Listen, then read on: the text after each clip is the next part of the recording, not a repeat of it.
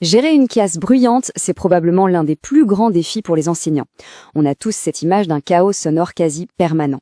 Mais la bonne nouvelle, c'est que ce n'est pas du tout une fatalité. C'est un obstacle qu'on peut vraiment apprendre à surmonter.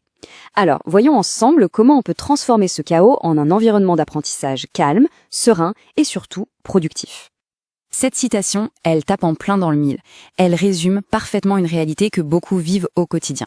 Le bruit, ce n'est pas juste un truc agaçant, une simple nuisance.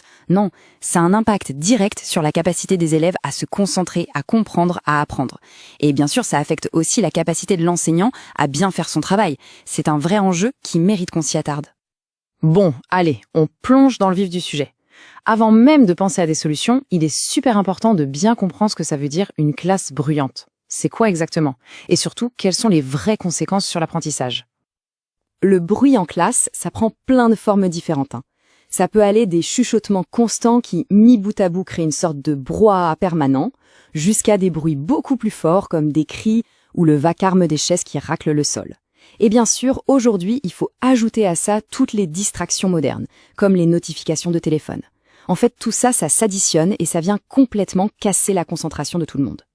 Et le point le plus important, le plus grave en fait, il est là. Au-delà du temps qu'on perd ou de la frustration que ça génère, la conséquence la plus sérieuse, c'est la dégradation du climat de la classe. Quand le bruit prend le dessus, c'est tout l'environnement d'apprentissage positif et respectueux qui s'effrite. Et ça affecte absolument tout le monde. Ok, maintenant qu'on a bien cerné le problème, il faut essayer de comprendre d'où il vient. Pour trouver une solution qui marche vraiment, la toute première étape, c'est de jouer au détective et de diagnostiquer les causes. La grande question, c'est pourquoi une classe devient-elle bruyante? Ce qui est super intéressant, c'est de voir que le bruit, en fait, c'est multifactoriel. Ça ne vient jamais d'une seule chose. Comme on le voit bien ici, les causes se répartissent en 4 grandes catégories. Bien sûr, les facteurs liés aux élèves pèsent le plus lourd dans la balance, mais attention, ceux qui sont liés à l'enseignant, à l'environnement de la classe ou même à l'extérieur, eh bien, ils jouent un rôle qui est loin d'être négligeable. Alors, si on regarde du côté des élèves, le bruit, c'est souvent un symptôme, un signal. Ça peut être un besoin d'attirer l'attention, des difficultés à suivre la leçon qui mène au décrochage, un manque de motivation face à une tâche, ou parfois des troubles du comportement un peu plus profonds. Tout ça peut se manifester par de l'agitation et du bruit. Le contexte physique, l'environnement, joue aussi un rôle énorme. Un espace de travail mal pensé où c'est compliqué de se déplacer, ça peut générer de l'agitation. Des tâches qui sont soit trop dures, soit au contraire trop faciles, ça crée de l'ennui ou de la frustration. Et puis, bien sûr, il y a tout ce qu'on ne maîtrise pas. Le bruit dans les couloirs, des travaux juste à côté, tout ce qui vient de l'extérieur pour éclater la bulle de concentration de la classe. Et oui, il faut aussi aborder les facteurs liés à l'enseignant. Attention, l'idée ici, ce n'est pas du tout de blâmer qui que ce soit. Bien au contraire, c'est de pointer des leviers sur lesquels on peut agir directement. Des instructions un peu vagues, des leçons mal préparées ou une gestion du temps qui laisse des temps morts, tout ça, ce sont des invitations ouvertes au bavardage. C'est là qu'une bonne préparation, une bonne organisation peut absolument tout changer. Allez, on passe à la partie la plus constructive, la plus optimiste, les solutions. Parce que oui, il y en a. La meilleure façon de gérer le bruit, finalement, c'est d'abord de l'empêcher d'arriver. Voyons comment on peut construire, brique par brique, un cadre de travail qui favorise le calme et la concentration. On peut voir ça comme 5 piliers, 5 fondations essentielles pour une stratégie de prévention qui tient la route. Chacun de ces points est un ingrédient clé pour créer un environnement où le bruit a tout simplement moins de place pour s'installer. C'est un véritable plan d'action, clair et concret.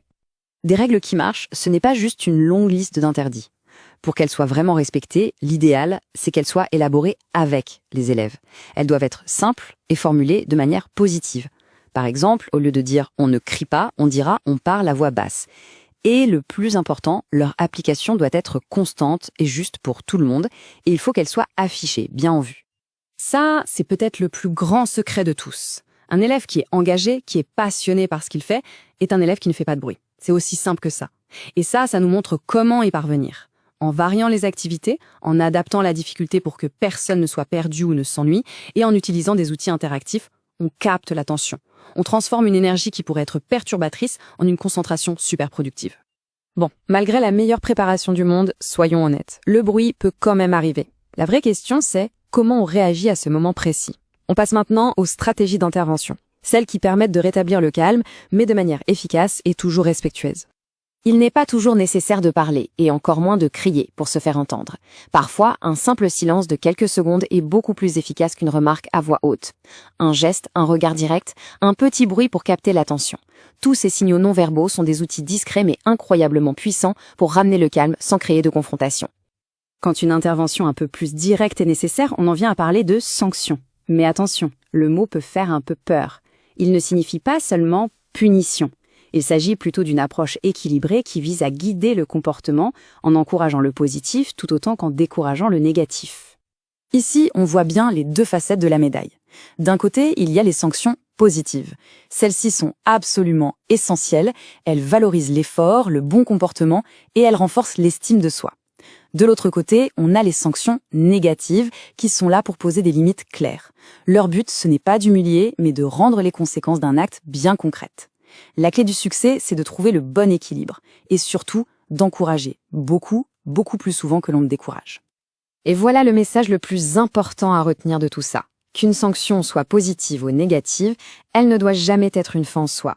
Son objectif ultime est toujours pédagogique, il s'agit de faire comprendre à l'élève l'impact de ses actions et de l'aider à grandir, à adopter un comportement plus adapté à l'apprentissage et à la vie en groupe. Pour résumer, il n'y a pas de solution miracle, pas de baguette magique. La vraie recette, la combinaison gagnante, c'est l'alliance de deux choses. D'une part, une stratégie de prévention solide qui construit un cadre de travail serein au quotidien, et d'autre part, une capacité d'intervention qui soit calme et réfléchie quand c'est nécessaire. C'est ce duo qui permet de créer durablement un climat de classe positif et productif pour tout le monde. Et pour finir, on va se quitter sur cette question qui, je trouve, change complètement la perspective. Parce que finalement, l'objectif, ce n'est peut-être pas le silence absolu, qui peut être un peu angoissant. C'est plutôt de remplacer le bruit de la distraction par les sons de l'apprentissage.